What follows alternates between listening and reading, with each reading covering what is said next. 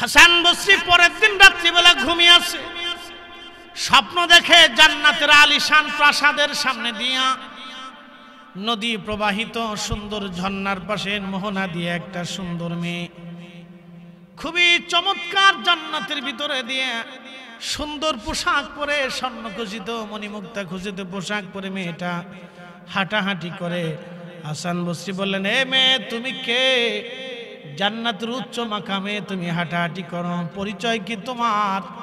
মেয়েটা ডাক দিয়ে বলল, হুজুর আপনি কি আমাকে চিনেন নাই? আমার জন্য আমার মা আপনার কাছে গিয়েছিল, আপনি আমার মাকে দোয়া শিখিয়েছিলেন, রাতের আধারে সেই দোয়া পড়ে মা আমার এই ইস্তেখারা করার কারণে আমার মা আমাকে স্বপ্ন দেখেছিলেন, আল্লাহ আমারে জাহান্নামে দেখেছেন, পেয়েছিলেন মা। হাসান বসরি বললেন, মেরে মা রে, তোমার মা তো তোমাকে জাহান্নামে পেয়েছিল, তুমি জান্নাত পাইলা কেমনে? আল্লাহ তোমাকে কেন মাফ করলো বলবানি? মেয়েটা ডাক দেয় বলে, হুজুর আমার মা আমাকে যে কবরের মধ্যে দাফন করেছিল সেই গোরস্থানে ৭০,০০০ কবর ছিল হুজুর। ওই গোরস্থানের পাশ দিয়ে একজন আল্লাহর ওলি যাওয়ার সময় তিনি দাঁড়ায়া দুরূদ শরীফ পড়ে, আমার রাসূলের দুরূদ পড়ে পড়ে আমাদের কবর ওয়ালাদের জন্য দোয়া করেছিল, দুরূদ দুরূদ দুরূদ দুরূদ। খালি তো বন্ধ করার অভিপ্রায় লাগছে, সুদ বন্ধ করতে পারে না, ঘুষ বন্ধ করতে পারে না, পতিতলে বন্ধ করতে পারে না, বেহাপনা বন্ধ করতে পারে না, কনসার্ট বন্ধ করতে পারে না, কিচ্ছু বন্ধ করতে পারে না, খালি দোয়া বন্ধ করো, দুরূদ বন্ধ করো। ওনার আল্লাহ ওনার এর লেগে বাড়িয়েছে দুনিয়া।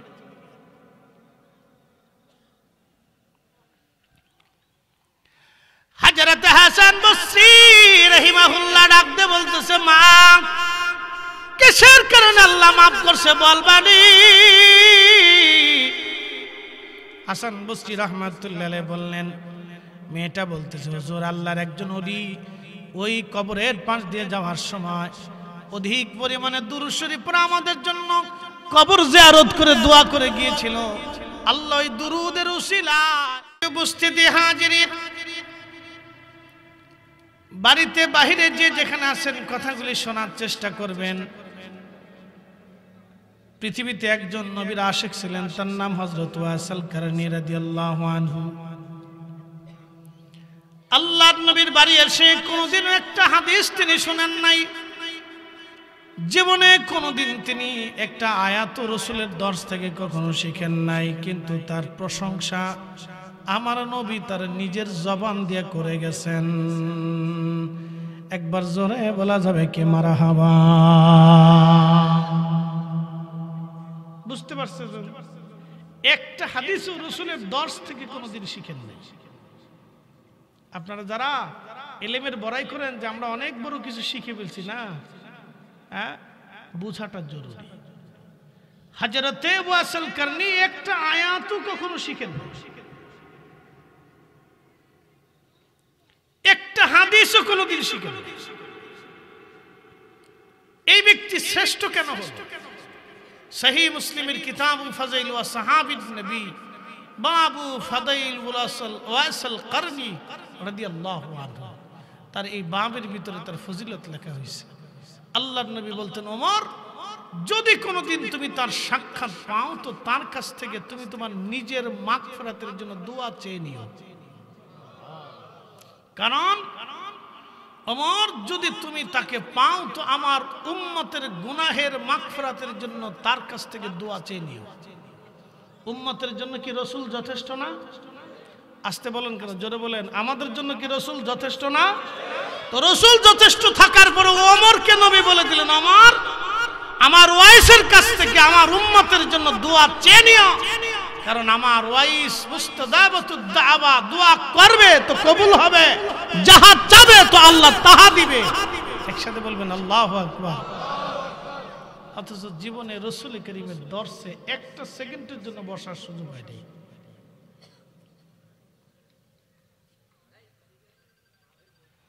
এখান থেকে আমাদের অনেক কিছু শিখার আছে,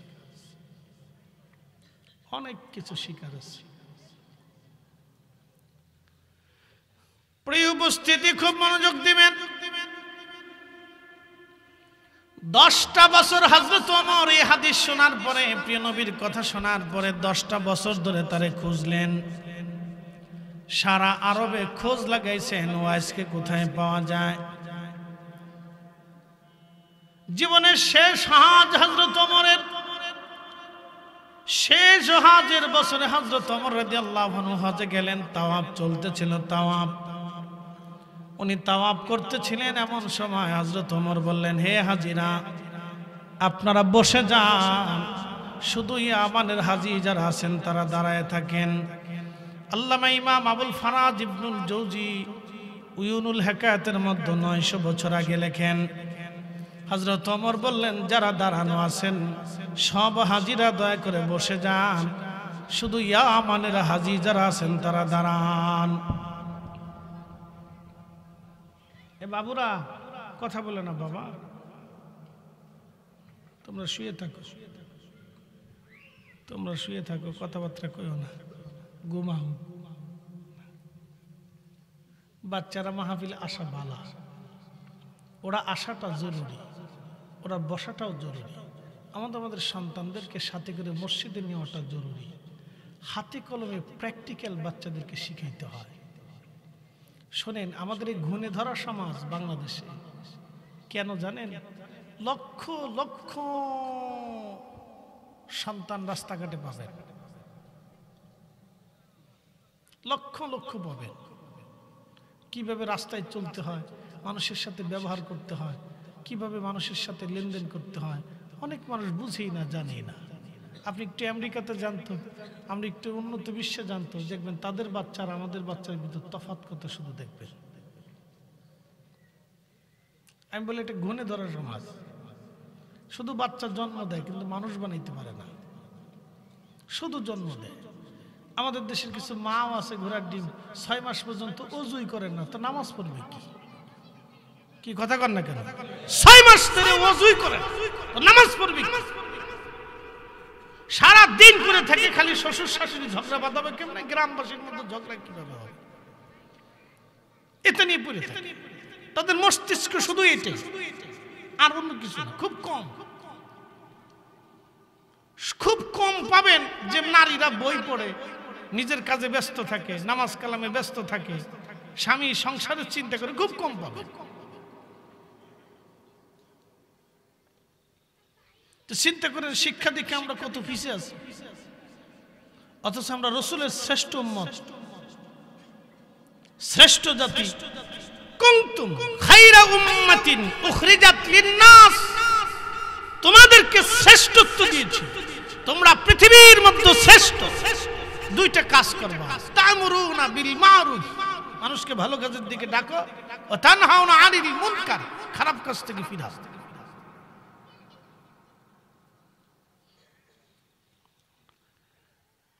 প্রিয় বরুণাবাসী মনোযোগ দিবেন। হযরত ওমর 10টা বছর ধরে তারে খুঁজে কোন জায়গায় গেলে ওয়াইসকে পাওয়া যায়। জীবনের শেষ হজ হযরত ওমর দাঁড়িয়ে গেলেন, ইয়ামানের হাজী তোমরা দাঁড়াও, আমার ওয়াইসকে খুঁজতে হবে। সব হাজী বসে গেল, ইয়ামানের হাজী দাঁড়িয়ে আছেন। হযরত ওমর বলেন, ইয়ামানের মধ্যে কর্ণী যারা আছো তারা দাঁড়াও, বাকিরা তোমরা বসে পড়ো। সব হাজী বসে গেল, শুধু কর্ণের একজন মানুষ দাঁড়িয়ে আছে। হযরত ওমর বললেন, তুমি কি কার্নি? বলে, হ্যাঁ আমি কার্নের অধিবাসী। বলে, তোমাদের এলাকায় কি ওয়াইস নামে কাউরে তুমি চেনো? লোকটি ডেকে বলে, আমিরুল মুমিনিন, ওয়াইস নামে আমি একজনকে চিনি, সে আমার ভাতিজা লাগে। কিন্তু হুজুর, আমরা সমাজের মানুষ তারে পাগল মনে করে থাকি, সে সমাজের সাথে মিশে না, নিরিবিলি সারা রাত 24 ঘন্টা ইবাদতে কাটায়, একটা ঝুপড়ি ঘরের মধ্যে সে থাকে, ব্যবসা বাণিজ্য লেনদেন তার কিছুই নাই, খাইলে খাইলো, না খাইলে না খেয়ে থাকে। আমরা তারে পাগল মনে করি, সে সমাজচ্যুত একজন ব্যক্তি, একটা ঝুপড়ি ঘরের মধ্যে একটা কোণায় সে পড়ে থাকে। ইয়ামানের ছেলেপেলেরা খেজুর খেয়ে খেজুরগুলি রাস্তা দিয়ে বিচি টিচি ফেলে দেয়। এই বিচিগুলি টুকায় টুকায় টুকায় টুকায় বাজারে বিক্রি করে, যা খেজুর পায় এই খেজুর খেয়ে ওয়াইস জীবন কাটায়। হযরত ওমর চোখের পানি ছেড়ে ছেড়ে কাঁদতেছিলেন। লোকেরা বলল, আমিরুল মুমিনিন আপনি কেন কাঁদেন? হযরত আমিরুল মুমিনিন ডাক দেখায়, লোকেরা রে, এই লোকটা যাকে পাগল বলতেছে আমার রাসূল তার প্রশংসা তার নবীর জবান থেকে আমি শুনেছি। একবার জোরে বলা যাবে কি আল্লাহু আকবার? আমি আমার রাসূলের জবান থেকে তার প্রশংসা শুনছি, এই লোক যাকে পাগল বলতেছে। কি বুঝলেন? কি বুঝে জানতো? দুইটা কারণে আল্লাহ তাকে সম্মান দিয়েছিল।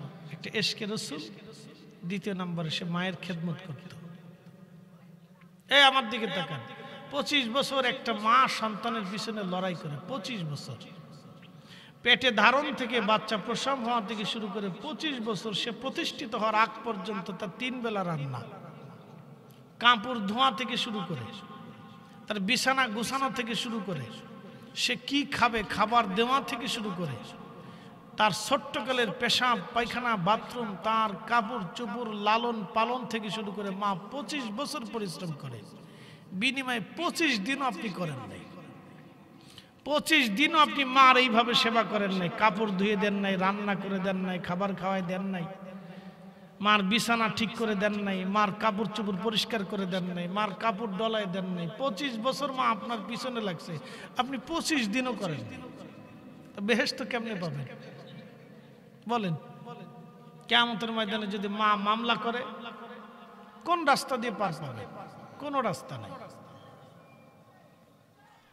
আমাদের গুণেদার সমাজে একটু দোয়া খায়ের চলতো, তাও এই ফতোয়া মারতে মারতে শেষ করে ফেলছে, ওটা আধা মরা করে ফেলছে। এই কি কথা কর না কেন, জোরে বলেন। একটু মানুষ দোয়া খায়ের করতো, তাও এত ফতোয়া চারপাশে যে এটা আধা মারা করে দিচ্ছে। এই অঞ্চলেই বহু মুসলমান দোয়া করে না, মা মরে গেছে, মারটা মা নিয়ে চলে গেছে, আমি দোয়া করে কি হবে?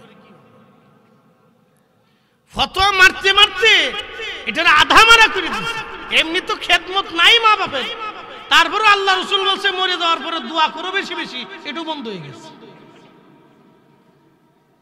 এটাও বন্ধ হয়ে গেছে। কারণ আমরা বললে বলবে বেদাত, আমরা বেদাত প্রতিষ্ঠিত করতেছি। আমরা যখন বলবো দোয়ার কথা, তখন বলে এটা বেদাত প্রতিষ্ঠিত করতেছে, এটা বেদাত। আমাদেরকে একটা অস্ত্র পাইছে এই মানব সমাজে আমাদেরকে অপমানিত হেয় করার জন্য, শুধু বলে বেদাতি। আমরা যখন হক কথা বলবো তখন বলবো বেদাতি, মাজার পূজারি, পীর পূজারি, বেদাতি। এরা বুঝে না কিছু, এরা দিন বুঝে না। আমরা দিন বুঝি না, আমরা ধর্মকর্ম কিচ্ছু বুঝি না। আমরা সারা বছর খালি ঘোড়ার ঘাস কাটছি, কিচ্ছু বুঝি না। কথা বোঝাটা জরুরি প্রিয় ভাই আমার। 25 বছর যে মাটা আপনার পিছনে লেগেছিল, 40 বছর ধরে একটা বাবা তার হাড় ভাঙ্গে খেটে খেটে পরিশ্রম করে তার বৃদ্ধতা এসেছে, চুল পেকে গেছে, দাড়ি পেকে গেছে, শরীর শুকিয়ে গেছে, রক্ত ঠান্ডা হয়ে গেছে, গোশত শুকিয়ে গেছে, চামড়া শুকাইতে শুকাইতে চামড়া ঘুষিয়ে গেছে। ভালো খাইলেও খাইতে পারতো, সন্তানের চিন্তায় ভালো খাই নাই। জমি বিক্রি করলেও করতে পারতো, সন্তানের জন্য জমি বিক্রি করে নাই। বিনিময়ে কি দিছেন? একটা লুঙ্গি কিনে দিতেন, একটা পাঞ্জাবি কিনে দিচ্ছেন, কটা খাইতে মন চাই দিচ্ছেন, এই তো শেষ। আর কি করছেন? যেই বাবা আপনাকে হেঁটে হেঁটে হেঁটে হেঁটে পায়ে হেঁটে হাঁটা শিখেছে, কোনোদিন আপনি হাঁটা শিখেছেন? বৃদ্ধতা নিচ্ছেন, পায়খানা পেশাব সাফ করছেন? করেন নাই। তো কি করছেন? রাসূলের উম্মত এসে বলেন, ইয়া রাসূলুল্লাহ, বাবা মা মরে গেছে, হক আছে? বলে তুমি যতদিন বেঁচে থাকো ততদিন হক আছে। বলে হুজুর কি কি হক আছে? বলে 1 নম্বর বেশি বেশি করে দোয়া করতে হবে, 2 নম্বর তার আত্মীয় স্বজনের সাথে তোমার সুসম্পর্ক রাখতে হবে।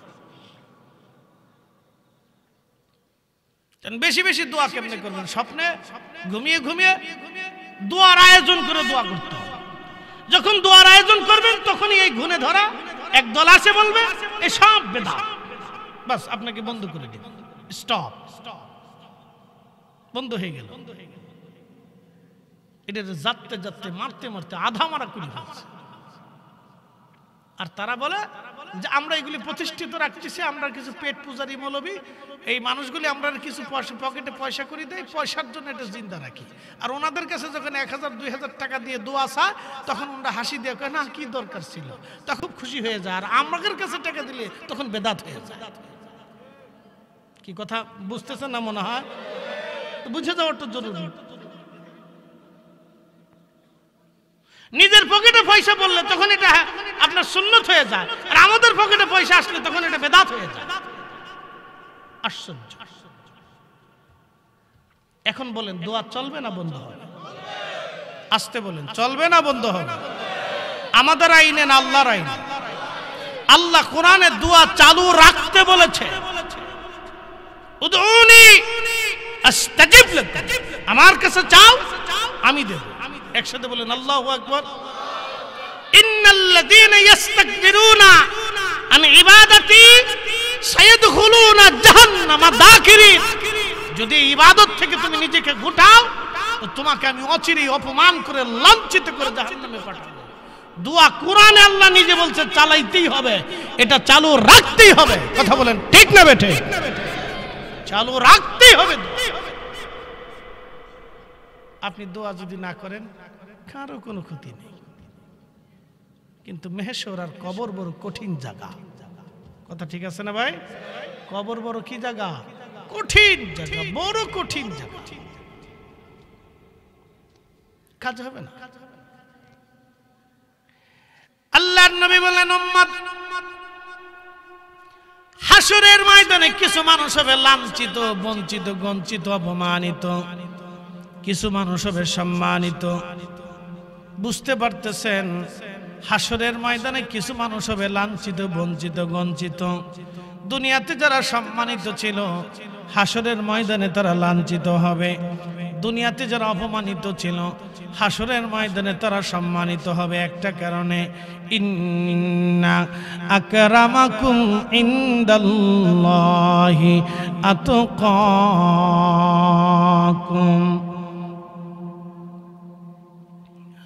রব্বুল আলামিন বললেন যার অন্তরে তাকওয়া বেশি হাসরের ময়দানে তার দাম বেশি। হযরত আল্লামা ইমাম শামসুদ্দিন সাখাবী রাহিমাহুল্লাহ তিনি বিশ্ববিখ্যাত একজন হাদিস বিশারদ ছিলেন। কোনটা জাল হাদিস আর আল হাদিস? আল্লামা ইমাম শামসুদ্দিন সাখাবী রাহমাতুল্লাহ আলাইহি এগুলি লিখতেন। কোনটা জাল হাদিস কোনটা আল হাদিস আল্লামা শামসুদ্দিন সাখাবী লিখতেন। ওনার একটা কিতাব আছে আল কাউলুল বাদী। আল কাউলুল বাদীর মধ্যে তিনি একটা ঘটনা লেখেন। হযরত হাসান বসরি রাহমাতুল্লাহ আলাইহির জমানা। হাসান বসরি কোন জমানার আলেম ছিলেন আমি পরিচয় দিয়ে দেই। হযরত ইমাম হুসাইন যখন কারবালায় শহীদ, তখন হাসান বসরি বসরাতে তখনও ইমাম হুসাইনের জন্য একাধারে 3 দিন পর্যন্ত দোয়া করেছিলেন এবং কেঁদেছিলেন। বুঝতে পারতেছেন? হযরত হাসান বসরি বহু আগের জমানার মুসলমান, ইমাম হুসাইনের জমানার মুসলমান, তার মানে সাহাবীদের জমানা। তিনি তাবিঈ। শুধু তাবিঈ না, কিবারুত তাবিঈন, অনেক বড় তাবিঈ ছিলেন তিনি হাসান বসরি। আল্লাহু আকবার। বহু সাহাবীর সাথে তার সাক্ষাৎ হয়েছিল। হযরতে হাসান বসরি রাহমাতুল্লাহ আলাইহি, বন্ধু মনোযোগ দিয়ে কথা শুনে যাবেন। হাসান বসরির কাছে এক মহিলা সন্ধ্যাবেলা গেছে, কাঁদতেছে যে। হযরত হাসান বসরি বলে মা কাঁদো কেন? মহিলা ডেকে বললেন হুজুর আমার মেয়েটা সকালবেলা মারা গেছে, জোহরের পরে আমি তার জানাজা দাফন কাফন হলো, কবরে কবরস্থ করে আমি আপনার কাছে আসছি। বলে মা কি জন্য আসছো? তখন ওই মহিলা বলতেছিল হুজুর আমি আমার মেয়েটাকে দারুণ ভালোবাসি, সে আমার কলিজার একটা টুকরা। হুজুর মেয়েটা কবরে চলে গেল, আল্লাহ তাকে নিয়ে গেল, এখন জান্নাতি নাকি জাহান্নামী আমি কি করে জানবো? দয়া করে আপনি বলে দেন মেয়েটা জান্নাতি নাকি জাহান্নামী। হযরত হাসান বসরি ডাক দেখে মা মেয়েটা জান্নাতি নাকি জাহান্নামী কি করে বলবো আমি? বলো মা, এটা তো আমার ক্ষমতার আওতার বাহিরে। আহা, কবর আসার পরে পৃথিবীর সব নিঃশেষ হয়ে যায়, দমটা ছাড়বেন, সব আপনার পর হয়ে যাবে। দম ছাড়বেন, পর হয়ে যাবে, আপনার ঘর থেকে বের করে নিয়ে আসবে, খাটিয়ার মধ্যে করে আপনার বিছানার চাদর দিয়ে ঢেকে রাখবে, অথবা আপনার নিজের কোনো চাদর দিয়ে কাপড় দিয়ে ঢেকে রাখবে। আপনার স্ত্রীর জীবনেও কোনোদিন ওই চাদর, ওই বিছানার চাদর আর কোনোদিন সে ব্যবহার করবে না, বিছানায় কোনোদিন লাগাবে না। কারণ এই চাদর দিয়ে আমার স্বামীর লাশ মরানো ছিল, ভয় করে স্ত্রীর এটা লাশ জড়ানো চাদর, এটা লাশ জড়ানো চাদর। জীবনেও আপনার ছেলে মেয়ের ওই চাদর ব্যবহার করবে না, ওরা ভয় পায়। এটি বাবার লাশ জড়ানো ছিল, এক মুহূর্তেই সম্পর্ক চেঞ্জ হয়ে গেল। পৃথিবী এক মুহূর্তে সম্পর্ক চেঞ্জ, বুঝে যাওয়াটা জরুরি, আমাদের প্রত্যেকেরই বোঝা উচিত। এক মুহূর্তে সম্পর্ক চেঞ্জ, শুধু দম ফোরাইতে দেরি হবে, আপনার চেঞ্জ হতে দেরি হবে না। 24 ঘন্টা আপনাকে ঘরে রাখবে না, রাখার সুযোগ নেই। আর শরীরে যদি গন্ধ বের হয় তাতে কোনো কথাই নেই। আহা, আপনাকে দ্রুত গতিতে কবরস্থ করার জন্য সবাই ব্যতিব্যস্ত হবে, সবাই চিন্তা, তাড়াতাড়ি দাও, তাড়াতাড়ি দাও, তাড়াতাড়ি দাও। কুল ইন্নাল মাউতাল্লাযী তাফিরুনা মিনহু ফাইন্নাহু মুলাকীকুম। হুজুর বলে দেন, নবীজি বলে দেন, বলে দেন, বলে দেন, মৃত্যু থেকে আমার বান্দারা পালায়। নবী গো বলে দেন, এই মরণ থেকে পালানোর কোনো রাস্তা নাই, এই মরণ তার সাথে মোলাকাত করবে। একদিন মাটির ভিতরে হবে ঘরে, মন আমার কেন বান্ধ দালান ঘর। এই নসরপাড় এলাকার 100 বছর আগে যাকে কবর দেওয়া হলো, তার কবর আজ নিশ্চিহ্ন হয়ে গেছে। কথা ঠিক আছে না? তার কবরের পাশে দাঁড়ানোর মতো কেউ নাই আজ। ছেলে ভুলে গেল, নাতি ভুলে গেল, পুতি ভুলে গেল, বংশের মানুষ ভুলে গেল। আপনি আপনার বাবাকে কয়দিন মনে রাখেন? বাবার কথা বাদ দেন, দাদার কথা কয়দিন মনে রাখেন? দাদা চলে গেল, পর দাদা যিনি ছিলেন, আপনি পুতি হয়েছেন, তার কথা আপনি কয়দিন মনে রাখেন? পূর্বপুরুষ সব আজ বাতিল হয়ে গেল। ঠিক মনে রাখবেন, 100 বছর পরে আমাদের অস্তিত্ব পৃথিবী থেকে বিলীন হয়ে যাবে। আমাদের কবরের পাশেও দাঁড়ানোর মতো কোনো মানুষ থাকবে না। চির সত্য। আহা, আমরা এটাকে নিয়ে পারাপারি, মারামারি, কাটাকাটি, গুতাগুতি, লাফালাফি, কত কিছু করতেছি। এ বড়ুরার মুসলমান, মৃত্যু থেকে মানুষ পালায়, মরণ থেকে পালানোর কোনো রাস্তা নাই। মহিলা কাঁদার বলে, হুজুর আমার মেয়েটা জান্নাতি নাকি জাহান্নামী আমি জানতে চাই। হাসান বসরি বললেন, মা তুমি বাড়ি চলে যাও, রাত্রিবেলা যখন তুমি ঘুমাইবা মা, ঘুমানোর আগে তুমি এশা পড়বা, এশার নামাজ পড়ার পরে মা সব নামাজ শেষে তুমি 4 রাকাত নফল পড়বা। আর নওয়াফিল অতিরিক্ত, নওয়াফিল অতিরিক্ত। এই অতিরিক্ত ইবাদতকে আমরা বেদাত বানিয়েছি, এই অতিরিক্ত ইবাদতকে আমরা বেদাত বলে বন্ধ করে দিচ্ছি। নবীর দুরূদ সালাম পড়া অতিরিক্ত, কোরআন খতম দেওয়া অতিরিক্ত, কালেমা শরীফ তেলাওয়াত করা অতিরিক্ত। এগুলি নওয়াফিল আর নওয়াফিল আর নওয়াফিল, অতিরিক্ত অতিরিক্ত ইবাদত। ফতোয়া দিয়ে দিয়ে এই অতিরিক্ত ইবাদত আমরা বন্ধ করে দিলাম। অতিরিক্ত ইবাদতগুলি বন্ধ করে দিচ্ছে। এ নসরবারবাসী, হাসান বসরি ডাক দেখে মা রাত্রি বেলা যাই আশার নামাজ পড়ে 4 রাকাত নামাজ পড়বা তুমি। প্রথম রাকাতে সূরা ফাতিহার পরে সূরা তাকাসুর, আল্লাহাকুমুত তাকাসুর হাত্তা যুরতুমুল মাকাবির কাল্লা সাউফা তা'লামুনা সুম্মা কাল্লা সাউফা তা'লামুনা কাল্লা লাউ তা'লামুনা ইলমাল ইয়াকিন লাতারাবুন্নাল জাহিম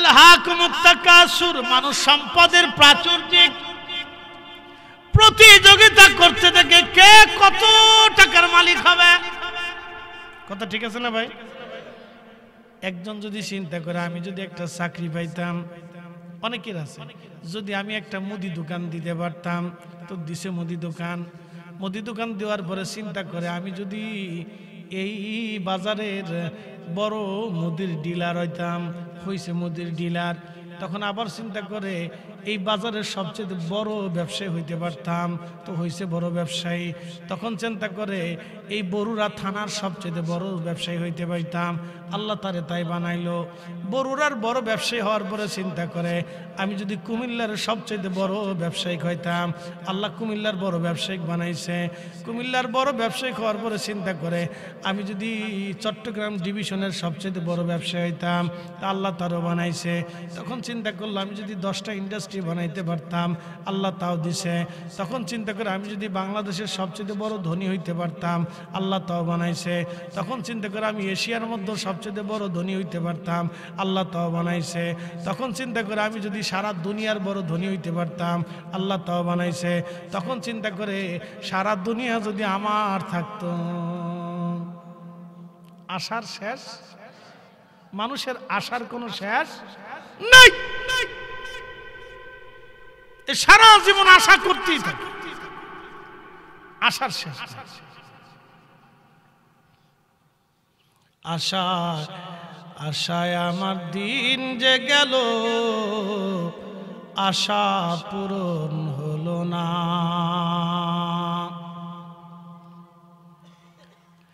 মানুষের জীবনের আশার শেষ হয় না এই জন্য আল্লাহ বলেন আলহাকুমুত তাকাসুর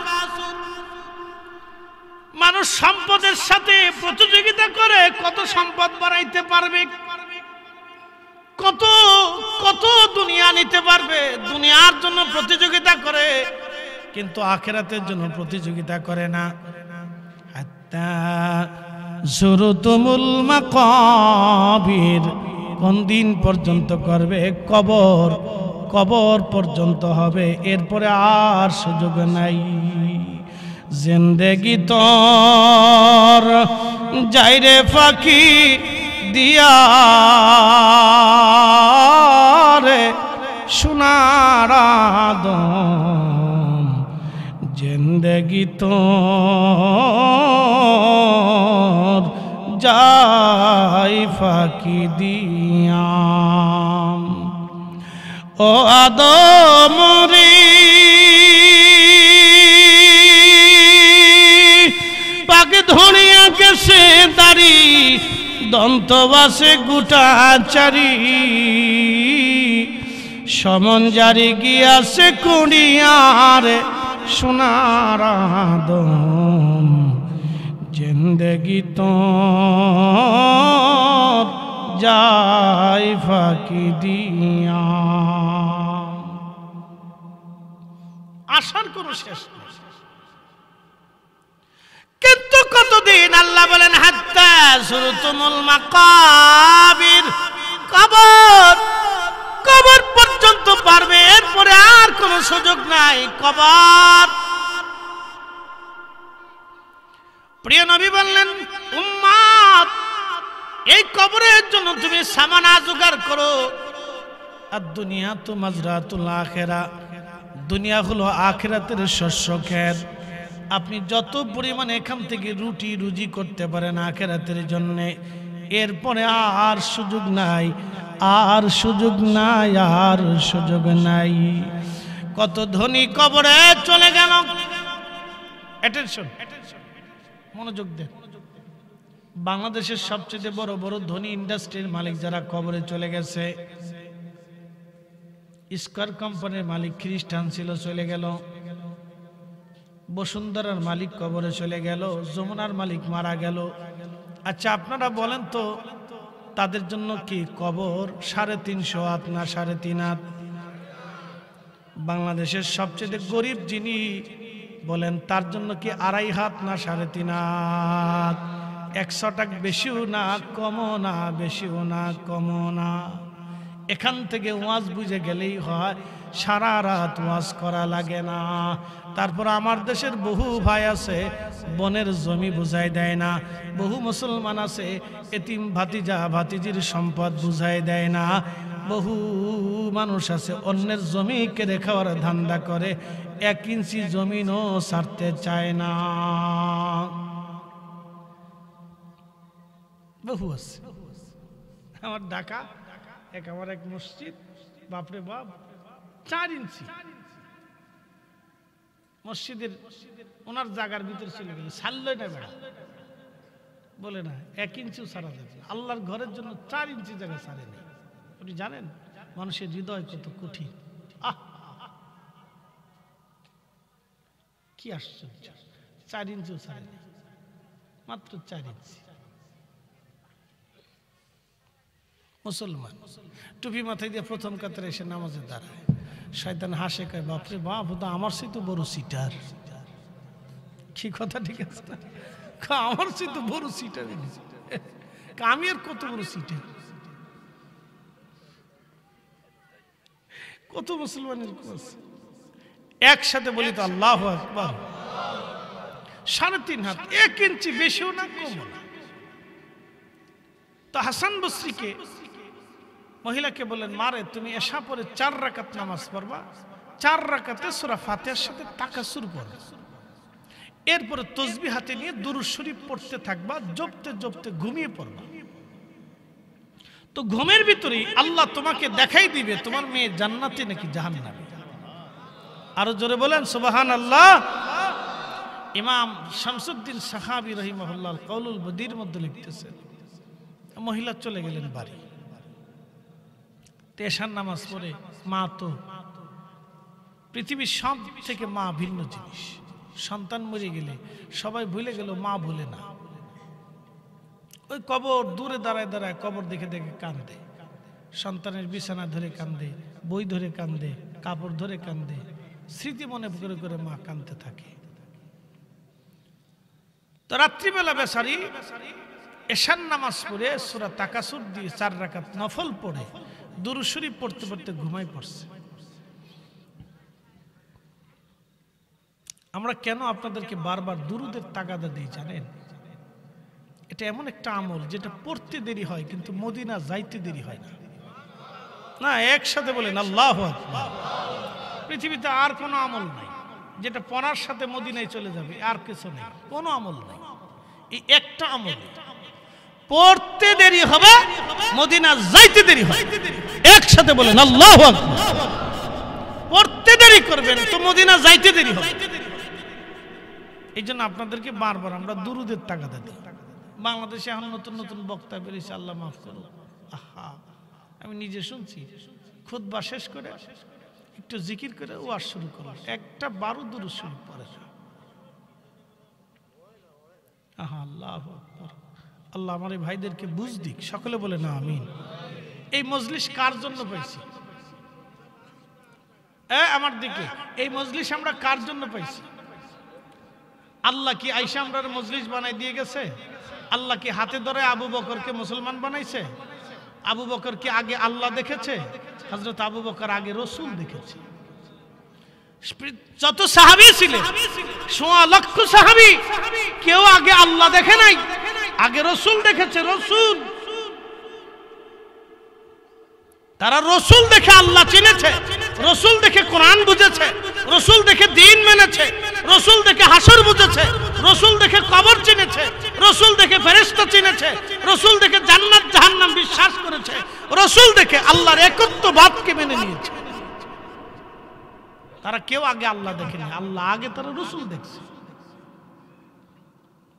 আজকের এই মজলিস রাসূলের কারণে, আজকের যত মসজিদ সব রাসূলের কারণে, আজকের এই কালেমা রাসূলের কারণে, আজকে আমরা দিন পেয়েছি রসুলের কারণে। আপনি তার দুরূদ ভুলে গেলেন, এর চেয়ে নাফরমান পৃথিবীতে কি হতে পারে? হ্যাঁ, আবার বেদাতের ফতোয়া দেয়। লজ্জা করে না? লজ্জা করা উচিত, শরম করা উচিত। তার দুরূদ এই জমিনে চলবে না তো কারটা চলবে? আল্লাহ নিজে চালু রেখেছে, চালু রাখতে আল্লাহ হুকুম করেছে। যেখানে কোরআন হুকুম করতেছে সেখানে আমি নিষেধ করার কি প্রশ্ন আসে না ভাই? যেখানে কোরআন হুকুম করতেছে সেখানে আমি নিষেধ করা বড় আশ্চর্য। তো মহিলা রাত্রিবেলা দুরূদ শরীফ পড়তে পড়তে ঘুমিয়ে পড়ছে। স্বপ্নে দেখে তার মেয়েটা জাহান্নামের কঠিন লেলিহানের ভিতরে আল্লাহ তাকে শাস্তি দিতেছে। আহা, আগের যুগের নারীরা তাহাজ্জুদও ছাড়তো না, আর এখনকার যুগের নারীরা 6 মাসে ওযু করে না। কি কথা কর না কেন? জোরে বলেন। বহু মেয়ে আছে, বহু মেয়ে এই কুমিল্লার জেলার ভিতরে বহু মেয়ে আছে 6 মাসে ওযু করে না। নামাজ তো পড়েন কথা, ওযুটা করে না। প্রিয় উপস্থিতি, মনোযোগ দিবেন। সেই যুগের নারী জাহান্নামের আগুনের মধ্যে পড়ে গেল, আল্লাহ থেকে শাস্তির আওতার মধ্যে নিয়ে আসছে। মা স্বপ্ন দেখার পরে মেয়েটা কাঁদে, ও মা, আল্লাহ আমার জাহান্নাম দিয়ে দিছে মা, বড় কষ্টের মধ্যে আছি রে মা, বড় কঠিন মুসিবতের মধ্যে পড়ে গেছি মা, মা তুমি আমার উদ্ধার করো, ব্যবস্থা করো মা। মেয়েটা লেলিহান আগুনের মধ্যে পুরে পুরে কাঁদে। মা পাগল পরা হয়ে গেলেন, স্বপ্ন দেখ ভেঙে গেল। ঘুম থেকে উঠে সকালবেলা ওই মেয়েটা, মহিলাটা চলে আসছে ফজর নামাজ পড়ে। হাসান বসরির বরগাহে খানকা এসে বললেন, হুজুর রাত্রিবেলা আল্লাহ আমার স্বপ্ন দেখাইছে, আমার মেয়েটা কঠিন লেলিহান শিখার মধ্যে কষ্টে জ্বলতেছে। হুজুর এখন আমি কি করব? হাসান বসরি, হযরত হাসান বসরি মেয়েটা মহিলাকে বলেন, মা রে, আপনি বাড়ি চলে যান, আপনার মেয়ের জন্য বেশি বেশি সদকা দেন, বেশি বেশি দোয়া করেন, বেশি বেশি দান করেন, যদি আল্লাহ তাকে মাফ করে দেয়। বেশি বেশি দোয়া করেন। প্রিয় নবীজি কবরের পাশ দিয়ে যাচ্ছে, সহিহ বুখারীর হাদিস। হঠাৎ নবী দাঁড়িয়ে গেলেন, পাশে খেজুরের গাছ। নবী বললেন, সাহাবীরা রে, খেজুরের গাছ থেকে ডাল কেটে নিয়ে আসো। সাহাবীরা ডাল কাটলেন, ডালটাকে 2টা টুকরা করলেন। 2টা টুকরা নবীজি 2 কবরে গেড়ে দিলেন। সাহাবীরা বলেন, ইয়া রাসূলুল্লাহ, খেজুরের ডাল কবরে গেড়ে দেওয়ার হেতু কি, কারণ কি? আল্লাহর নবী বললেন, সাহাবীরা এই ডাল যত সময় পর্যন্ত জিকির করবে, জিন্দা থাকবে, তত সময় পর্যন্ত এই ডাল যত সময় তাজা থাকবে, কাঁচা থাকবে, তত সময় ডালটা আল্লাহ আল্লাহ জিকির করবে। এই আল্লাহর জিকিরের কারণে এই কবরের আযাব আমার আল্লাহ হালকা করে দিবে, আমার আল্লাহ মাফ করে দিবে। এই কবরের মধ্যে কঠিন আযাব হইতেছে, আমি দেখতেছি। আমি যা দেখি তোমরা তা দেখো না, আমি যা শুনি তোমরা তা শোনো না। এই কবরওয়ালাদের মধ্যে কঠিন আযাব হয়।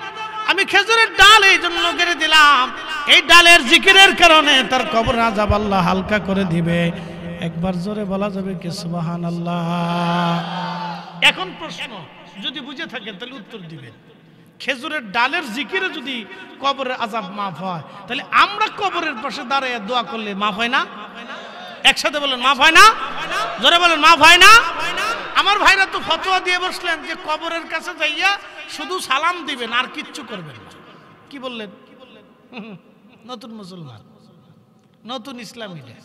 আল্লাহ রাসূল বলতেন, উম্মত, আমার উম্মতের এক দল বের হবে যে জীবনে যাহা কোনোদিন তোমরা শোনো নাই তাহা তোমরা শুনবে, যা তোমার বাপেও শোনে নাই, তোমার পূর্বপুরুষরাও শোনে নাই, তাহা তারা বলবে। শুধু কবরের পাশে দাঁড়ায় সালাম দিবেন, আসসালামু আলাইকুম ওয়া রাহমাতুল্লাহি ওয়া বারাকাতুহু, শেষ, আর কিচ্ছু নাই। বলে দিল, খুব সুন্দর কথা, একবারে সহজ করে দিছে। আমাদের ফরিদপুরে আগে ওই সিজনে আম টাম আসলে, এই কাঁঠাল টাঠাল পাকলে, এই ধান টান আসলে, এই ধান টান পাকায় সুন্দর করে মিষ্টি পাকাইয়া আমটা মানে দুধ টুধ এনে মুল্লা খাওয়াইতো। আমাদের মসজিদের ইমাম সাহেব হুজুরদেরকে আমরা বলতাম মুল্লা। তো এই হুজুরের মিলাদ শরীফ পরে দোয়া টোয়া করে মুল্লা খাওয়াইতাম, এটাকে বললো মুল্লা খাওয়াই না। তা আপনাদের কুমিল্লাতে কি বলে জানি না, তো হুজুর দাওয়াত আর কি। তা আমাদের অঞ্চলে বলতো মোল্লা খাওয়া নেয়। একটা সুন্দর রেওয়াজ ছিল, বাড়িতে ধান টান আসলে হুজুরের দাওয়াত করে সবাই ডাক টাক দিয়ে মিলাদ টিলাদ পরে হুজুরের সবাই মেহমানদারি করতো। এটা একটা দোয়া খায়ের হইতো। কথা ঠিক আছে না ভাই? এখন আমের জায়গা আম আছে, দুধের জায়গা দুধ আছে, কিন্তু মোল্লার কপালে নাই। আচ্ছা কারণ কি? এদিকে আমের দোষ না দুধের দোষ? দোষ কার? মোল্লা কয় মিলাদ হারাম, পাবলিকে কয় ফাইসি আরাম। এখন যদ্দুর পারেন কিনে খান গে, আমরা ফিরি খাওয়াইতাম না। ফিরি খান গে, এখন কিনে খান। শোনেন, আমরা আমাদের কারণে আমাদের ইজ্জত নষ্ট করছি। প্রিয় উপস্থিতি, আমার একটা কথা চিন্তা করেন যে কবরের পাশে খেজুরের ডালের জিকিরে কবরের আযাব মাফ হবে। আল্লাহু আকবার। না না, জোরে বলেন আল্লাহু আকবার। তাহলে উলামা ইকরাম, তলাবে ইকরাম নিয়ে, মুসলমান নিয়ে কবরের পাশে দাঁড়ায় যখন দোয়া হবে তখন কি মাফ হবে না? ওই মুর্দেগানের বাড়ি এসে যখন মুরব্বীরা জিকির লা ইলাহা ইল্লাল্লাহ জিকির খতম করে, কোরআন শরীফ তেলাওয়াত করে, তখন কি কোরআনের সব জিকিরের কারণে কবরের আযাব মাফ হতে পারে না? তাহলে আমরা কেন এটা বন্ধ করতেছি ফতোয়া দিয়ে? তাহলে ফতোয়া দিয়ে এটা কি বন্ধ করা জরুরি না সুদ বন্ধ করা জরুরি? হ্যাঁ, জোরে বলেন। এই পতিতালয় বন্ধ করা জরুরি না এটা বন্ধ করা জরুরি? তারা আজকে পতিতালয়, একটা পতিতালয় দেশের আলেমরা বন্ধ করতে পারে না। তারা মিলাদ বন্ধ করে দিচ্ছে, দোয়া বন্ধ করতে চাইছে। ওনারা মনে হয় আল্লাহ দোয়া বন্ধ করার জন্য দুনিয়াতে পাঠাইছে আর কি। একটা পতিতালয় বন্ধ করতে পারে নাই, একটা এনজিও বন্ধ করতে পারে নাই, স্থানীয় এনজিও পারে নাই। পারছে? এই স্থানীয় কত কুমিল্লাতে স্থানীয় এনজিও আছে, হাজার হাজার এনজিও আছে বাংলাদেশে, হাজার হাজার ব্যক্তিগত এনজিও। তারা নিজেরা টাকা দিয়ে সুদের কারবারি করে, 2300 সুদের কারবারি। কথা কর না কেন? কষ্ট হইতেছে? 2300 সুদের কারবারি করে, 2300 সুদ, বুঝেন? চক্রাকারে সুদের কারবারি করে। আজ পর্যন্ত আমরা আলেমরা ভিড়িয়া বাইরে গিয়া কোনোদিন এনজিও বন্ধ করতে পারি নাই। আমরা এসে খালি ফতোয়া মারতেছি দোয়া বন্ধ করো। আমরা মনে আল্লাহ এর লাগি দুনিয়াতে পাঠাইছে। প্রিয় উপস্থিতি, এগুলো আমাদের জন্য অশুভ সংকেত। আল্লাহ আমাদেরকে কবুল করুক, সকলে বলে না আমিন। হাসান বসরি কিভাবে শিখাচ্ছেন আপনি দেখেন। সেই জমানার মুসলমান, সাহাবীদের জমানা। কোন জমানা? না একসাথে বলেন, কোন জমানা? ইমাম হুসাইনের জমানা। ইমাম হুসাইনের জমানা, সাহাবীদের জমানা। রাসূল নিজে শিখাইলেন খেজুরের ডাল গেড়ে দোয়া করা। আল্লাহু আকবার। প্রিয় উপস্থিতি, মনোযোগ দিবেন। হাসান বসরি পরের দিন রাত্রিবেলা ঘুমিয়ে আছে, স্বপ্ন দেখে জান্নাতের আলিশান প্রাসাদের সামনে দিয়া নদী প্রবাহিত, সুন্দর ঝর্ণার পাশে মোহনা দিয়ে একটা সুন্দর মেয়ে, খুবই চমৎকার, জান্নাতের ভিতরে দিয়ে সুন্দর পোশাক পরে, স্বর্ণখচিত মণিমুক্তা খচিত পোশাক পরে মেয়েটা হাঁটাহাঁটি করে। হাসান বসরি বললেন, এ মেয়ে তুমি কে? জান্নাতের উচ্চ মাকামে তুমি হাঁটাহাঁটি করো, পরিচয় কি তোমার? মেয়েটা ডাক দিয়ে বলল, হুজুর আপনি কি আমাকে চিনেন নাই? আমার জন্য আমার মা আপনার কাছে গিয়েছিল, আপনি আমার মাকে দোয়া শিখিয়েছিলেন। রাতের আধারে সেই দোয়া পড়ে মা আমার এই ইস্তেখারা করার কারণে আমার মা আমাকে স্বপ্ন দেখেছিলেন, আল্লাহ আমারে জাহান্নামে দেখেছেন, পেয়েছিলেন মা। হাসান বসরি বললেন, মেরে মারে, তোমার মা তো তোমাকে জাহান্নামে পেয়েছিল, তুমি জান্নাত পাইলা কেমনে? আল্লাহ তোমাকে কেন মাফ করলো বলবানি?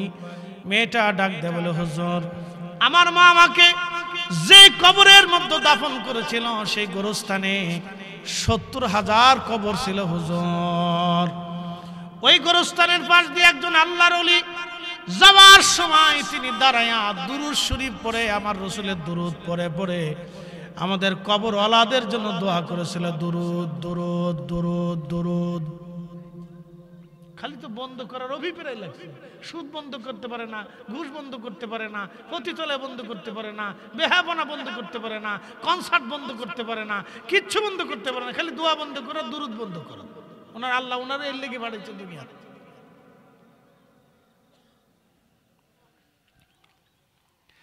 হযরত হাসান বসরি রাহিমাহুল্লাহ ডাকতে বলতেছে, মা কিসের কারণে আল্লাহ মাফ করছে বলবানি?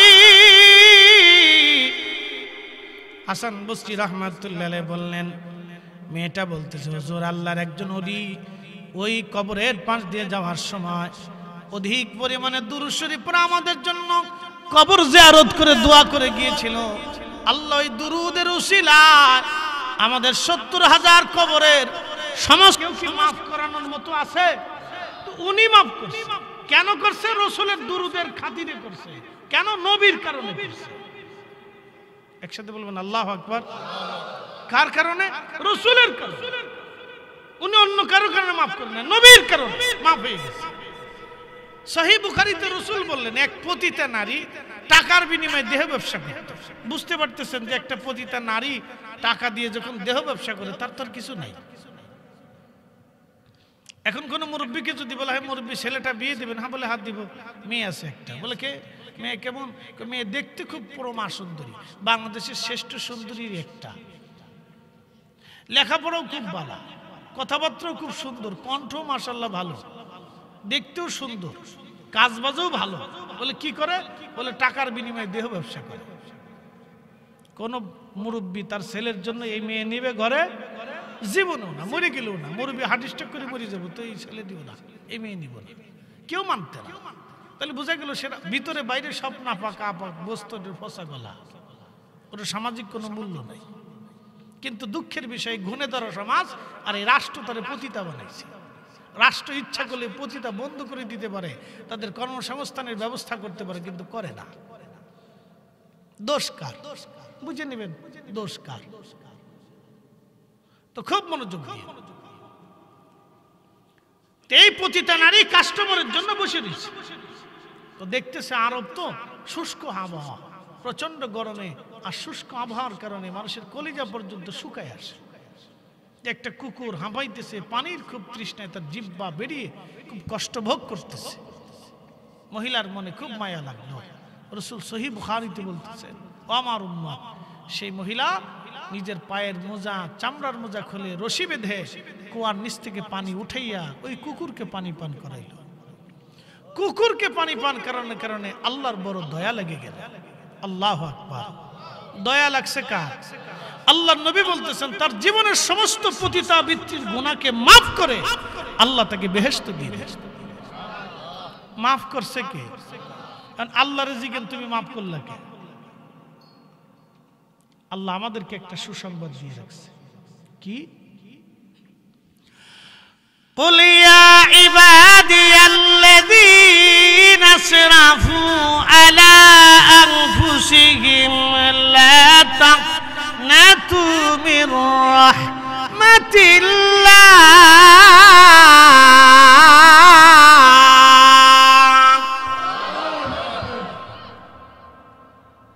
হে আমার বন্ধু, হাবিব আমার, আপনি বলে দেন, হে আমার বান্দারা, নিজের নফসের সাথে যত জুলুম করো, যত কবিরা গুনাহ করো, চিন্তার কোনো কারণ নাই। আমার রহমত থেকে তুমি নিরাশ হইও না। শুধু কি এখানে আল্লাহ শেষ করলেন তা না, আল্লাহ আরো বাড়ায় বলেন, ইন্নাল্লাহা ইয়াগফিরুয যুনুবা জামিআ।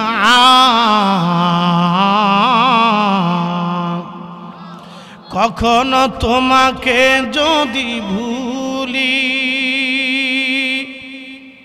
হেদায়েতের আলো জেলে নিয় কাছে তুলি, ঠাই দিও প্রিয়তম অগমহিয়ান। তুমি রহমান, তুমি মেহেরবান। অন্ধ গাহে না শুধু তোমারি গুণগান, বুঝে বুঝে না তব শান। তুমি রহমান, তুমি মেহেরবান। বুঝতে অসুবিধা হচ্ছে? ইন্নাল্লাহ, আল্লাহ কত বড় শক্তভাবে বলতেছেন, ইন্নাল্লাহ, নিশ্চয় আল্লাহ, ইয়াগফিরুয যুনুবা জামিআ, তোমার সব গুনাহকে আমি আল্লাহ মাফ করব। একসাথে বলেন আল্লাহু আকবার। মাফ করবে কে? কে করবে? মাফ চাবে কে? এটাও আল্লাহ চাইতো না। মাফ কারা চাবে? আমরা। জোরে বলেন কারা? আমরা। মাফ করবে কে? এখন মাফ না চাইয়া, হাত না উঠাইয়া মাফ কেমনে চাবে বলেন? এখন সভাপতি মহোদয়ের সাথে একটা ছেলে বিয়াদবি করছে, ধরেন রাস্তায় আসার সময় বিয়াদবি করছে, তার মা তাকে খুব বকাঝকা করছে, মুরব্বী মানুষ তুই বিয়াদবি করছিস, যা মাফ চা। আর ছেলেটা সামনে এসে গায়ে সভাপতি সাহেব মাফ করে দেন, কেমন হবে না বলেন? ছেলেটা সামনে এসে বলতেছে এই সভাপতি সাহেব মাফ করে দেন, কেমন হবে বলেন? এটা কি মাফ চাওয়ার ধরন হলো? যদি ছেলেটা এসে 5,000 ধরে কয়ে চাচা আমার ভুল হয়ে গেছে মাফ করে দেন, তাহলে তখন যে এটা মাফের প্রকৃত যে ভুল, সে ভুল স্বীকার করতেছে, আপনি দয়া করে মাফ করে দেন, আমার ভুলে গেছে, আপনি মুরব্বী, আমি কষ্ট দিয়ে ফেলছি। কথা ঠিক আছে না ভাই? তা আপনি রবের কাছে কিভাবে চাবেন? ভিখারি 2টা টাকার জন্য বিনয় কে, আব্বা আমি গরিব মানুষ, আমার 2টা টাকা দয়া করে ভিক্ষা দেন বাবা। একটা ভিখারি দুনিয়ার 2টা পয়সার জন্য, 2টা টাকার জন্য, 5টা টাকার জন্য আপনার কাছে নত হয়ে গেল, আর আপনি কুলিল্লাহুম্মা মালিকাল মুলক, রব্বে কারীমের কাছে আপনি নত হতে পারতেছেন না। আপনি এসে ফতোয়া মারতেছেন, বন্ধ করে দাও, বেদাত করে দাও, বন্ধ করে দাও, বেদাত করে দাও, শয়তান কোথাকার। সি সি সি, মুসলমান কত নিম্ন পর্যায়ে চলে গেছে।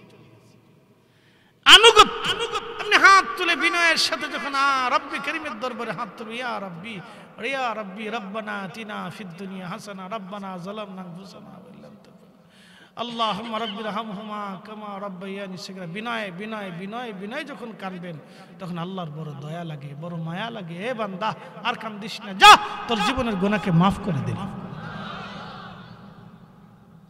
পতিতা নারীর যদি মাফ হয়, তাহলে আমরার মাফ হইতো না? আমরার মাফ হবে। আল্লাহ আমাদেরকে রহমত থেকে নিরাশ হতে নিষেধ করছে, এই জন্য মাফ চাইতে হবে। এই জন্য বেশি বেশি কবর জিয়ারত করবেন, বাড়িতে বেশি বেশি করে দোয়ার ইন্তজাম করবেন, কোরআন খতম দিয়ে আব্বা আম্মার জন্য দোয়া করবেন, মসজিদে দান করে বাবা মার জন্য দোয়া করাবেন। করাবেন। কোন কারণে মাফ হবে আমরা জানি না, কোন কারণে ক্ষমা হবে আমরা কেউ জানি না, বলতে পারবো। শয়তান আল্লাহকে বললেন, রাব্বি 9 লক্ষ বছর ধরে ইবাদত করলাম, বিনিময়ে কি কিছু পাই না? বলে কি চাইস? বলে রব্বুল আলামিন আমার 3টা জিনিস দিবা।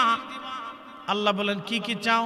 আমি তোমাকে তাই দিব। আল্লাহ তো সবই জানে সে কি চাবে। আল্লাহ বলেন শয়তান বলো কি চাও? আজাজিল বলে ইয়া রব কিয়ামত পর্যন্ত তুমি আমরা হায়াত দাও। আল্লাহ কিয়ামত পর্যন্ত তারা হায়াত দিল। আর কি চাও? বলে ইয়া রব তামাম সৃষ্টি ঘুরে আসবো, 1 সেকেন্ডের ভিতরে সেই ক্ষমতা তুমি আমারে দাও। কয় সেকেন্ড? আমেরিকা আগুন নিভাইতেছে কয়দিন? নেপছে? আমেরিকার আগুন নেপছে? নিভে নাই। তার জীবনের আমেরিকার সর্বশক্তি প্রয়োগ করছে, তার শক্তি সব দিয়ে চেষ্টা করতেছে। সমস্ত মেধাবীরা বসে গেছে কিভাবে আগুন নিভানো যায়, তার সমস্ত মেধা ব্যয় করতেছে, কিন্তু আগুন নিভাইতে পারতেছে না। স্মরণকালের ইতিহাসের সেরা দুর্ঘটনায় পড়ছে আমেরিকা। সে গাজা পুরাইছে 1 বছর ধরে, আর আল্লাহ তার লস অ্যাঞ্জেলেস না কি বলে, হ্যাঁ, তার একটা শহর পুরাই দিছে মাত্র 4 দিনে। একসাথে বলবেন আল্লাহু আকবার। বলে হুজুর আপনি কি দুশমনের নজরে দেখতেছেন? না, আমি দুশমনের নজরে দেখতেছি না, আমি আল্লাহর ইনসাফের নজরে দেখতেছি। কথা ঠিক আছে না ভাই? আল্লাহর ইনসাফের নজরে দেখতেছি। তারা গাজা পুড়িয়ে দিচ্ছে 1 বছরে বোমা মারতে মারতে, আর আল্লাহ কেবল তার একটা শহর পুরাইছে, বাকি এখনো পুড়িয়ে দিচ্ছে। একটা শহর আল্লাহ পুরাই দিচ্ছে, তাতেই কান্নাকাটি শুরু হয়ে গেছে, তাতেই কত কান্নাকাটি। আজকে খবরে দেখলাম একজনের $204 কোটি এক বাড়ি পুড়ে গেছে। $204 কোটি। এবার বাংলাদেশের কত হাজার কোটি হিসাব করেন গেছেন। তাহলে এই বেটা কত বড় ধনী হইতে পারে আপনি বুঝেন। বাংলাদেশের ধনীদেরকে তারা ধনী মনেই করে না। কি কথা খারাপ কইছি ভাই? যার 204 কোটি ডলারের বাড়ি সে বাংলাদেশের ধনীরে ধনী মনে করে? ধনী মনে করে, পুরি গেছে, শেষ। তাহলে কি পরিমাণে ফুরছে আপনি এবার চিন্তা করেন। একসাথে বলবেন আল্লাহু আকবার। এই ইনসাফ কার? দয়া কার? এই শাস্তি কার? আল্লাহর। আল্লাহর শক্তির কাছে সমস্ত শক্তি অসহায়, আল্লাহর মায়ের কাছে সব মায়ের অসহায়, আল্লাহর ক্ষমতার কাছে সব ক্ষমতা অসহায়। এটা আল্লাহ শিক্ষা দিয়ে দিল। ভাবতেছেন আপনাদেরকে ছেড়ে দিবে? না। আপনি মুসলমানদের ছেড়ে দিবে? না। আপনি মুসলমান নামাজ পড়েন না, আল্লাহ মাফ করে দিবে? ছেড়ে দিবে না, তা দিবে না। আপনি মুসলমান অন্যায় বিচার করবেন, আল্লাহ ছেড়ে দিবে? তা হবে না। বাংলাদেশের হাজার হাজার গ্রামে 64,000 গ্রাম বাংলাদেশ আছে, 64,000 গ্রাম, 64,000 গ্রামে এখনো ঠিক মতো ন্যায় বিচার হয় না। স্বজন প্রীতির বিচার হয়, আত্মীয়তার বিচার হয়, দলের বিচার হয়, মতের টানে বিচার হয়। কি কথা কন না কেন? জোরে বলেন। তাহলে আপনি শান্তি কিভাবে চান? গজব আমাদের উপরও রেডি আছে, খালি যে কোনো সময় ফেলাই দিবে ঠাস করে। এখনো হয়। আদালতে যাবেন, মামলা একটার পর একটা চলতেছে, বছরের পর বছর ধরে মামলা চলতেছে। আদালতে এটা ঘুরতে ঘুরতে ঘুরতে ঘুরতে বারান্দা দিয়ে দৌড়াইতে দৌড়াইতে যান, শেষ। চলতেছে। প্রিয় উপস্থিতি হাজিরিন, ও নবীর উম্মত, কথাগুলি মনোযোগ দিয়ে শোনাটা জরুরি। আমি আপনাদেরকে বোঝাইতে যাচ্ছিলাম, আমরা তো অল্প দিনের জন্য দুনিয়াতে আসছি, অল্প দিনের জন্য আবার চলে যাব। তবে আল্লাহর ক্ষমার আশা করেন, কিন্তু ক্ষমা চাইতে হবে। এই জন্য অধিক পরিমাণে রবের কাছে হাত তুলে মাপ চাইতে থাকেন। আল্লাহর নবী বলতেন, উম্মত আমি 70 বার দিনে ইস্তেগফার করি, 70 বার। নবীর জীবনে কোনো গুনাহ ছিল না, তারপর আল্লাহর নবী ইস্তেগফার করে আল্লাহর নৈকট্য নিতেন। আপনি বেশি বেশি আল্লাহর কাছে মাপ চান, বেশি বেশি চান। আল্লাহ ভুল হয়ে গেছে, আল্লাহ ভুল হয়ে গেছে, আল্লাহ ভুল হয়ে গেছে, বেশি বেশি চান। যত বেশি চাবেন তত বেশি মাপ পাবেন। চাবেন না পাবেন না, চাবেন না পাবেন না। এই জন্য অধিক পরিমাণে দোয়া, অধিক পরিমাণে দোয়া। আমি অধিক পরিমাণে দোয়া বাংলাদেশের মধ্যে সিলেটে বেশি বেশি। সিলেট পুরা ডিভিশনটা, আল্লাহু আকবার। যার বাড়িতে যাবেন, আলেমরা গেলে সাহেব বউকা একটু খাবার টাবার করে, সাহেব আমার লাগে একটু দোয়া করো, একটু হাত উঠাও, আল্লাহর দরবারে একটু হাত উঠে আমার লাগে দোয়া করো। তারা দুরূদ শরীফ পড়ে হাত তুলে দোয়া করে। আমি সিলেটের প্রত্যেকটা বাড়িতে এরকম দেখছি। যত বাড়িতে দাওয়াত দিছে, খাওয়া শেষ হইলে বলছে সাহেব একটু দোয়া করুক, সাহেব আমরা লাগে একটু দোয়া করুক, যেন আল্লাহ আমরা রহমত দেয়, আল্লাহ আমরা মাফ করিয়ে দেয়। আমরা যেটা আল্লাহ রহমত দেয়, আল্লাহ আমরা মাফ করে দেয়। সাহেব দোয়া করুক, আমরা লাগে দোয়া করুক। সাহেব ছেলে বীর লন্ডন আছে, মেয়ে লন্ডন আছে, নাতিপুতি লন্ডন আছে, আমরা দোয়া করুক। সাহেব দোয়া করে, আর আমরা দোয়া ভুলেই গেছি, মনেই নেই দোয়ার কথা। দোয়া করবেন, বেশি বেশি করে, কোনো বেদাত নাই, ডাহা মিথ্যা কথা, কোনো বেদাত নাই। যত পারেন দোয়া করেন। আচ্ছা, জুল খুয়াইসা তামিমি, মাশাআল্লাহ, এমন একজনের নাম কইছে, নাম তো মারাত্মক নাম, আব্দুল্লাহ ইবনে জুল খুলাইসা আর তামিমি। এটা বড় শয়তান আছে, মারাত্মক আজাজিল। আল্লাহর নবী তার ব্যাপারে ওয়াজ ভাইটা শুনতে চেয়েছি, একটু শোনাই। আল্লাহ রসুল ইয়ামানের কোন যুদ্ধ থেকে গনিমতের মাল নিয়ে আসছে।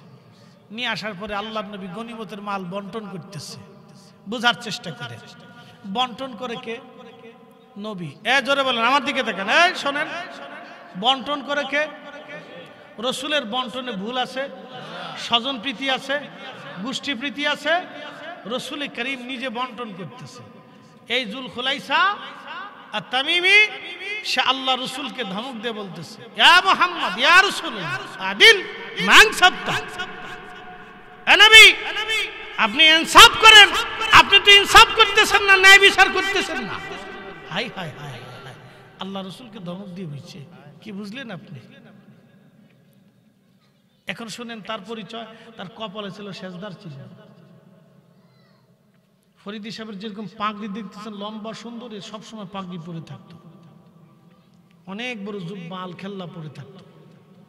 সে যখন নামাজে দাঁড়াইতো মনে হতো যে সাহাবীদের কোনো নামাজই হয় না, লম্বা সেজদার মধ্যে থাকতো। মাশাআল্লাহ, সেজদা করে কয় ইয়া রাব্বি, আল্লাহরে খুশি করতেছে। এই হাদিস থেকে আমাদের অনেক কিছু শিখার আছে, আপনাকে শিখে যাবে। ভাইটা কে আমি জানি না, তো সুন্দর একটা ওয়াজ শুনতে চাইছে। এই লোকটা রাসূলকে ধমক দিয়ে বসলেন, আদিল, এ নবী ইনসাফ করেন, মাংসব তো আপনি তো ন্যায় বিচার করতেছেন না। আল্লাহ নবী জালালি হয়ে গেলেন। প্রিয় নবী ডাক দিয়ে বলেন, এক খামাস বেয়াদব, সৃষ্টিতে আমার মতো কেউ ইনসাফ বলা আসে না, আর কেউ হবে না। আল্লাহ পৃথিবীতে আমাকে ইনসাফ প্রতিষ্ঠিত করার জন্য পাঠিয়েছেন, আমি দুনিয়াতে ইনসাফ প্রতিষ্ঠিত করার জন্য আসছি। আমার চেয়ে কে ইনসাফ করবে? হযরত ওমর তলোয়ার টেনে বের করলেন, ইয়া রাসূলুল্লাহ, আপনি হুকুম দেন, ওর দেহ থেকে মাথা কেটে ফেলে দেব আজ। আল্লাহ নবী বললেন, ওমর তলোয়ার নামাও, তাকে হত্যা করো না। এর ভবিষ্যৎ প্রজন্ম কিয়ামত পর্যন্ত আসতে থাকবে, তারা এইভাবে আমি রাসূলের সাথে বেয়াদবি করবে। তাদের নামাজ সুন্দর হবে, ইবাদত সুন্দর হবে, তাদের জিকির সুন্দর হবে, তাদের ইয়াকিন সুন্দর হবে, কিন্তু শানে মুস্তাফার সাথে কিয়ামত পর্যন্ত তারা এরকম আদবহীন হবে। কিয়ামত পর্যন্ত তাদের বংশধারা পৃথিবীতে টিকে থাকবে। এক দলই থাকবে, তারা রাসূল করিমের সাথে বেয়াদবি করবে, আল্লাহকে প্রাধান্য দিতে যায়, তাওহীদকে প্রাধান্য দিতে যায়, রিসালাতকে ইনকার করবে, আল্লাহকে মহব্বত করতে যায়, রাসূলের সাথে বেয়াদবি করবে। আচ্ছা বলেন, আল্লাহকে মহব্বত করতে যায় রাসূলের সাথে বেয়াদবি করলে আল্লাহ পাওয়া যাবে?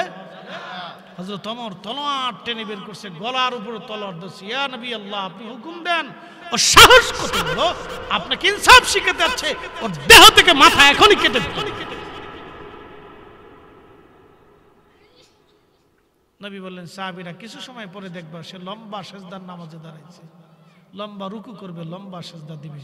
সাহাবে کرام চিন্তা করলেন, আল্লাহ রাসূলের কথা সত্য কিনা যায় দেখি।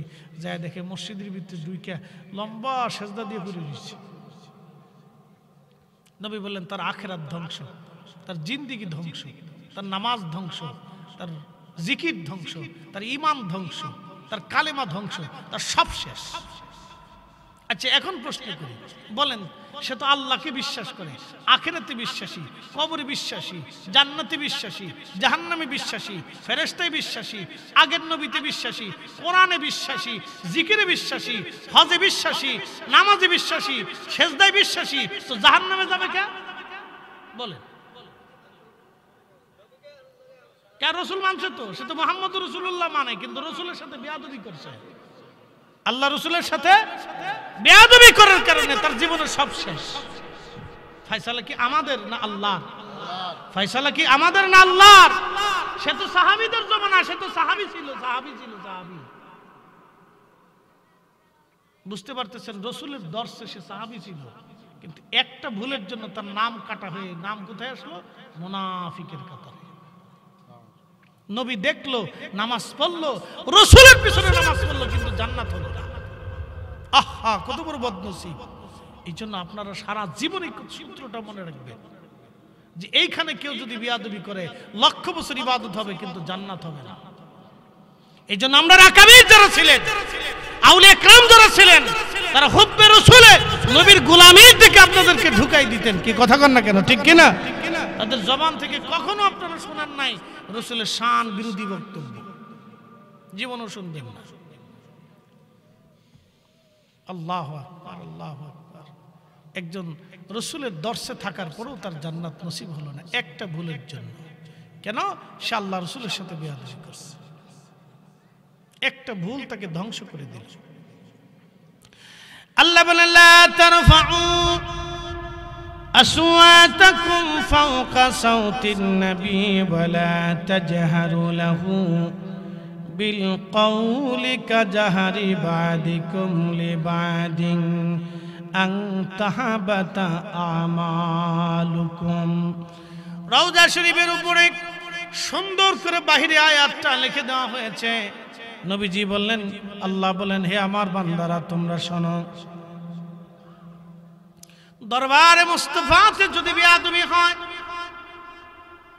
তোমাদের আওয়াজ যদি উঁচু হয়ে যায়, রাসূলে কারীমের আওয়াজ থেকে যদি তোমাদের আওয়াজ উঁচু হয়, অর্থাৎ দরবারে মুস্তাফাতে যদি বেয়াদবি হয়, তাহলে আমার বান্দা তোমরা শোনো, তোমাদের জীবনের যত আমল আছে, আনতাহাবাতা আমালুকুম, তোমাদের জীবনের কোন আমল আল্লাহর দরবারে কবুল হবে না। না নামাজ কবুল হবে, না রোজা কবুল হবে, না জিকির কবুল হবে, না হজ কবুল হবে, না যাকাত কবুল হবে, না তোমার দান কবুল হবে, তোমার কিচ্ছু কবুল হবে না। তোমার জিন্দেগি বরবাদ, আখেরাত বরবাদ হয়ে যাবে। তুমি আখেরাতে কিছুই পাবা না, সব শেষ। ফয়সালা কার? একসাথে বলেন, কার? আমরা কবরে যাব কিনা, হাসরে দাঁড়াবো কিনা, হাউজে কাউসারে পানি লাগবে কিনা, এ লাগলে কার কাছে যাবে? আল্লাহর কাছে। কি হাউজে কাউসার আসেনি এখন? বরাদ্দ দিছে কারে? আল্লাহ। ইন্না আতাইনা খাল কাউসার, আল্লাহর কাছে আল্লাহ হাউজে কাউসার আর রাখে নাই। আল্লাহ বলছে, হুজুর ওটা আপনার মালিকানায় দিয়ে দিচ্ছে। একসাথে বলেন আল্লাহু আকবার। শেষ হওয়ার শেষ, আর কষ্ট দিব না। বুঝে গেলে বুঝপাতা, নাহলে তেজপাতা। না বুঝলেও কিছু করার নাই, বুঝলে আপনারও মঙ্গল, আমারও মঙ্গল। কথা ঠিক আছে না ভাই? আপনার কবরে আমি উত্তর দেব না, হুজুর এখানে প্রিন্সিপাল সাহেব বসে আছেন, উনি আমার কবরে এসে উত্তর দেবেন না। ওনার মহাকালের যাত্রা ওনার একা, আমার যাত্রা আমার একা। ঠিক আপনারা যারা বসে রয়েছেন, আপনাদের একা একা যাত্রা করতে হবে, এখানে সঙ্গী কেউ নাই। যদি সঙ্গী পাইতে চান, রাসূল কারীমের গোলামি করে যান, তাহলে ওনাকে পেলেও পেতে পারেন। কথা কন না, ঠিক কিনা? নবীর গোলামি করে যান, পেলে ওনাকে পাবে, নতুবা অন্য কাউকে না। এই জন্য আল্লামা ডক্টর ইকবাল শেরের মাধ্যমে বুঝিয়ে দিয়েছে, কে ওয়াফা তূনে মুহাম্মদ সে তু হাম तेरे है ये जा चीज ही किया लौह कलम तेरे गे। তুমি যদি আমার নবীর ওয়াফাদের গোলাম হতে পারো, তোমার জীবনের সব কিছু দিয়ে যদি তুমি রাসূলকে ভালোবাসো, কুল কায়নাত লৌহ কলম আল্লাহ তোমার দিকে ঝুঁকায় দিবে। বাংলার কবি কাজী নজরুল লিখলেন, আল্লাহকে যে পাইতে চায় হযরতকে ভালোবেসে, আরশ কুরসি লৌহ কলম না চাহিতেই পেয়েছে সে।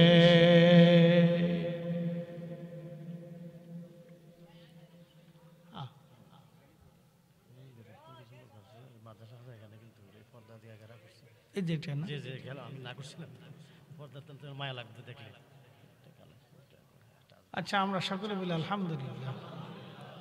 প্রিয় উপস্থিতি, এত সময় কবর নিয়ে আলোচনা করলাম। আমাদের এই জিন্দেগির ঘরে চলে তো যেতেই হবে, থাকার তো আর কোনো রাস্তা নাই। হাজার চেষ্টা করলেও থাকার কোনো সুযোগ নেই, চলে যেতেই হবে। তা আমরা দোয়া করে দেব, যেহেতু জুমার রাত, লম্বা করবো না, তাবারক কাছে নিবেন, গ্রহণ করবেন, মিলাদ শরীফ হবে ইনশাল্লাহ। তো খুব মনোযোগ দেন। আমরা তো সবাই চলেই যাব, থাকার তো আর সুযোগ নেই। পাশে একটা মাদ্রাসা আছে, ছেলেরা কোরআন পড়বে, হাদিস পড়বে। বাপরে, আল্লাহর কালামের চাইতে পৃথিবীতে শ্রেষ্ঠ করে কালাম হতে পারে? কোনো কালাম নেই। রাসূলের কথার উপরে শ্রেষ্ঠ কোনো কথা হতে পারে?